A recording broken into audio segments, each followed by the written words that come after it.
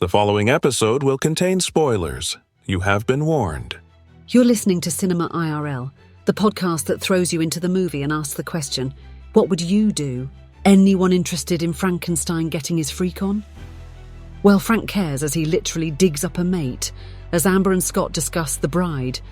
And now, Cinema IRL.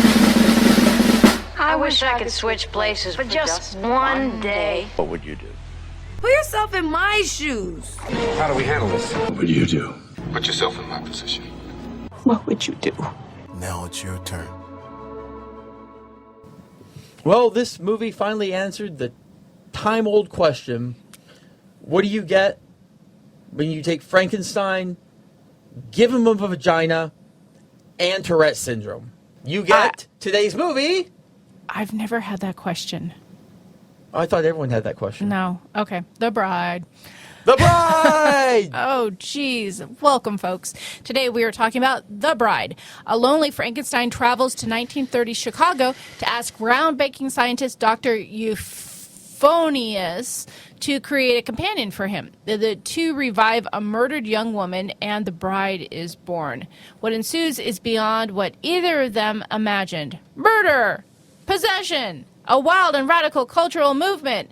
And outlaw lovers in a wild and combustible romance. I don't know what to make of this film. Yeah. It would be one thing if it was just the fictional story of Frankenstein and his bride. But we put Frankenstein 100 plus years from the time period of Frankenstein. And then we interjected the author of Frankenstein, Mary Shelley, as some sort of puppeteer who is possessing who ultimately is the bride.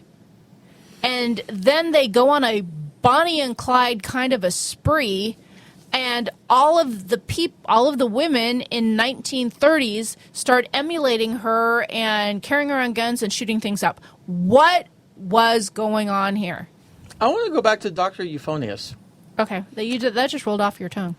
Euphonius. What would you do if a man walked into your lab and said, make me a wife? Well, it wasn't quite as random as that. Dr. Euphonius actually had dabbled in this world before. Like, create me a woman who's going to be my bride. So she just set the feminist movement back how long there? So here's what I was thinking. I was thinking if you basically find a dead woman, you dig her up, and then you bring her back to life to be Frankenstein's bride, and we're calling him Frankenstein, not the monster in the course of this film, I was thinking, consent. Does this woman want to be brought back to life and then be given as a plaything to Frankenstein? You know, this reminds me of a court case, and I don't know I don't know how it ended, unfortunately. But there was a case where a guy sued his parents for conceiving him. Okay. I'm curious. I had no desire to be in this world. It wasn't my choice. This is miserable. I want damages. I'm not kidding. That was an actual lawsuit. So it's basically the same thing as here. I can see that, yeah. So, listen, yeah. So basically where we start is Ida is a lady of the evening, and she is hanging out with gangster types, and we find out later that she's actually an informant working with the police trying to bring down some mob boss. Yeah, she wasn't a lady of the evening. Well, the detective initially said that they were working with them. Was she not? Or was she just hanging out with ladies of the evening? Anyway, so she basically gets possessed by Mary Shelley at a dinner. Okay, this is where my head just starts spinning around in circles. How in the heck is the author Mary Shelley possessing this girl? What's happening there? There is so much meta-level stuff going on. Do you want me to give you the scientific explanation for it? There is one? No, absolutely not. Absolutely not. None. Well, is there a theatrical explanation for that? Why? And this because the director wanted to. I was about to say, this film was made by Maggie Gyllenhaal, so Jake Gyllenhaal's sister. So is this just all of, hey, I'm kind of famous in Hollywood and I have a famous brother, and so someone has to make my film kind of a situation? Maybe. But it was one person peeing on the floor away from maybe getting an Oscar. Yeah. We are not poor things, fanboys and fangirls over here. But I like bringing up that one because it's kind of the same weird, like, doesn't necessarily make sense genre. Yeah, and you also flash back and forth between color and black and white, which was kind of a poor things cinematic dynamic as well. So this girl, Ida, she gets pushed down some stairs, she dies, and Dr. Euphonious and Frankenstein dig her up and bring her back to life. Now, okay, so this obviously has nothing to do with reality here, but assuming all of this was real, if you bring someone back to life, they still get hungry and they still have blood? Like, how does that work? Yeah, I kind of wondered that because it seemed like they took some bullets and then they were fine, and then they took some bullets and weren't. Yeah, I didn't understand what needs you have when you come back from the dead, because it seems like you wouldn't have any because you're dead. So, well, it depends on whether or not you're still actually like dead. Well, if or you were in a grave, are you previously dead? Well, she was definitely previously dead, in the ground dead. Must have been taken from the fall side and immediately put in the ground because she was still in the same dress that she had just fallen down the stairs in. So they pretty much took her from the bottom of the stairs and threw her in a coffin and dumped her in the ground. I mean, that had to have been what happened, right? That's pretty accurate. Yeah, we didn't see it, but that timing had to be it. So what would you do if you were Ida, who now doesn't even remember who she is or her name when she is brought back from the dead, and you awake and you're like, I don't know who I am or why I'm here. Oh, and I also sometimes talk like a crazy British person, which is when Mary Shelley, the author of Frankenstein, dips in occasionally to possess her.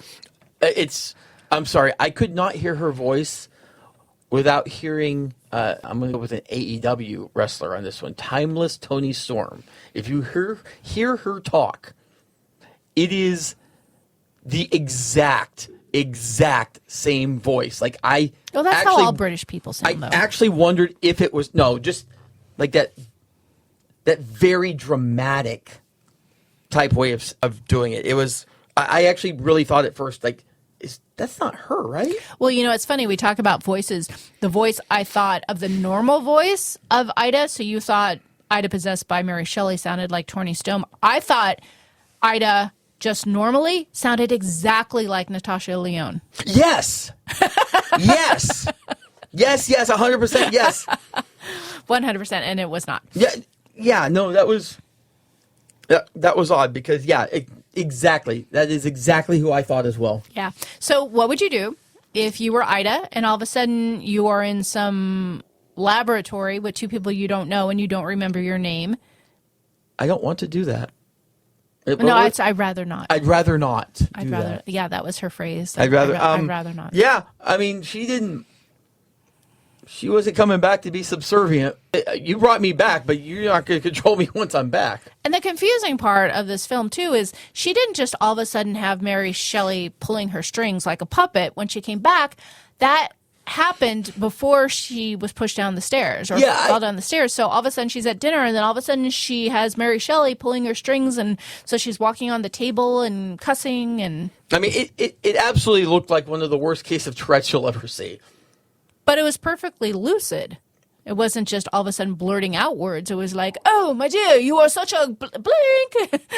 Like, yeah, it's like a long, I mean, sometimes people with Tourette's will do phrases or stuff like that. It just kind of depends on what it is. But yeah, it was just like, I'm normal. Oh, I'm not normal.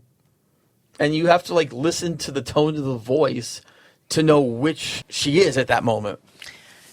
So at this point, Frankenstein has his girlfriend because he's lonely and he wants a partner to hang out with and to have sexy time with. There was so much bizarre stuff going on in this film. The sexy time stuff didn't seem like it was actually the real priority for him. And also, what would you do if you're sitting in a chair, a chick comes over and gives you a blowjob? Well, he was kind of mangled down there. Remember when he was getting the medical inspection by Dr. Euphonius, and everything looked kind of like moist and mangly and stuff like that? So You're literally trying to get a woman back to be your bride. Like, have a little self-care in your crotch. Well, he's 100+ years old, and he's full of staples and sutures and cuts. I mean, I don't know what was happening down there, but it was really cringy. If she's game. Well, and she was. She got some later. And what was the whole thing with when he licked her and then like big clods of dirt came out of his tongue or something? So what there was a lot of, it was sexy time that really made you cringe. I'm just saying you don't push away a girl who's giving you head. Well, if you're embarrassed of your mangled, and when I say moist, I don't mean it in a good way. Like, it's like when you mangle part of your body and there's not a scab yet, and it's kind of moist and wet and slippery looking. That's what I mean. That's what it looked like down there. If you have allowed her to get to that point, you cannot stop her, because that is the worst ever. Like you're giving head, and in the middle, he's like, stop, I don't want this. Well, you're like, that is rejection city. Well, I don't know if it was in the middle. I think she just kind of started to undo his pants. I don't know if this is where I want to be. I mean, her head was bobbing. I don't know about any bobbing. I saw bobbing. Jeez, okay. Is this where we're going here? So they ultimately leave the doctors. They Bonnie and Clyde it up. They accidentally shoot and stomp a couple of people, and then they're on the run for murder, and they go across, and they're trying to be found by the mafia and the cops and the detectives, and all the while, Ida doesn't know who she is. She doesn't know anything about her past, but she's growing attached to Frankenstein. Frank's doing things to make him more desirable to her. Like what? I don't remember that. Like what? I mean, not major things. I don't know. Like taking she's crazy. Taking ballroom dance lessons? That's always a good way for guys to be more attractive to women. Listen, I could see it being attractive if you've got two guys outside of a club trying to rape you, and the guy comes over and literally curb stomps. I mean, he kills both of them, but the guy is Frankenstein. Yes, curb stomp that dude to an absolute pulp. Like, yeah, you got to protect her if Frankenstein is your honey. Well, yeah. So that's like, hey, thanks for not letting me get raped. Wow. Okay. Yeah.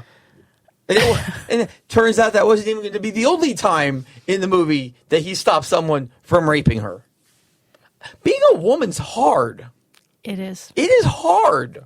It is, because you can't just necessarily trust that a guy is being nice just because you need help carrying something, or let me, lift that for you. You always have to think about what is the ulterior motive here, and am I putting myself in danger? And unfortunately, women who do not think that way sometimes find themselves in situations. So you need to think defensively to keep yourself safe. I mean, I firmly do believe that men and women can be actual friends. Like, I'm taking that side of the Harry met Sally argument. But that said, unknown guy, unknown intentions. If I'm a woman, I'm assuming he's trying to get in my pants. I think you have to. Are you talking about something specific in the movie or just in general? No, just in general. Yeah. Like, just in general.